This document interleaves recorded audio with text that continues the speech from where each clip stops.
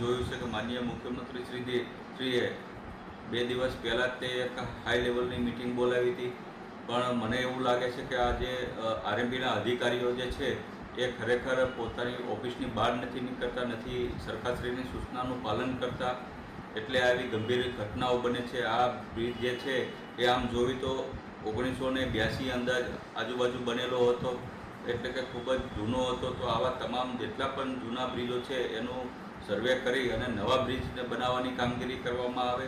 અને જ્યાં સુધી આવા અધિકારીઓની ભૂલના કારણે અનેક લોકોના ભોગ લેવાય છે, તેવા અધિકારીઓ ઉપર કાર્યપાલક હોય કે અધિક્ષક હોય, આવા ઉપર માનવ વધનો ગુનો દાખલ કરી અને પોલીસ કાર્યવાહી કરવામાં આવે તેવી વિનંતી કરું છું।